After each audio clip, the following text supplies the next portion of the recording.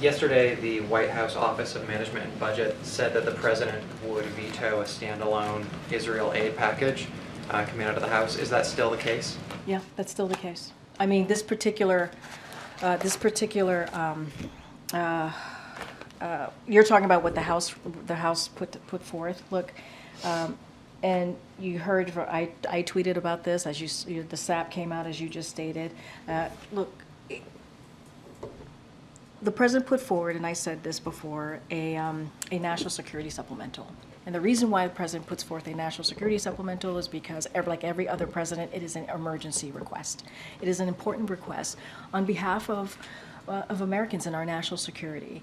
And that included the support of Israel, Ukraine, and our partners in the Indo-Pacific, as I was just talking about, as well as a robust humanitarian assistance as well.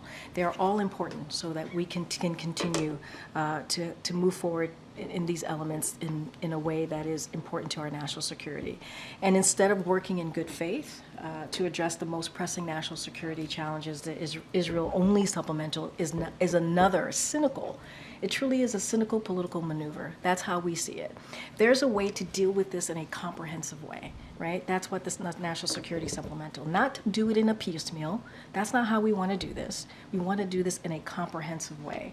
And it does not help this bill, this bill that has been introduced. It doesn't help the people of Ukraine that really need it. It doesn't offer humanitarian assistance to people who need it. It's not including Palestinian civilians who have nothing to do with Hamas, and makes a political game of Israel's security. That's what we're seeing. So we don't want to see politics here. We want to do this in a way that meets our needs at this moment, our national security needs. And then a second question.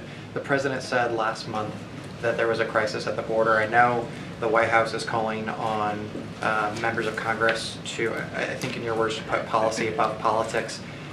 In the absence of that, though, is the president evaluating any executive actions that he could take on his own to address that crisis? Is he looking at perhaps a menu of things like, maybe a state of emergency or new policies that he can act on his own? We have a bipartisan agreement that the Senate put forth. Republicans and Democrats came together. There's actually a piece of legislation. Text came out on Sunday. Folks have been working on that for 2 months, and it is the toughest and the fairest piece of legislation that we've seen in decades. There is something out there, right there in Congress, for them to answer those questions that you just asked me. It is unfortunate that politics is getting in the way. The Border Patrol Union, Phil, supported this legislation. U.S. Chamber of Commerce supports this legislation. All of that, absolutely. Yeah. And that has all been well reported.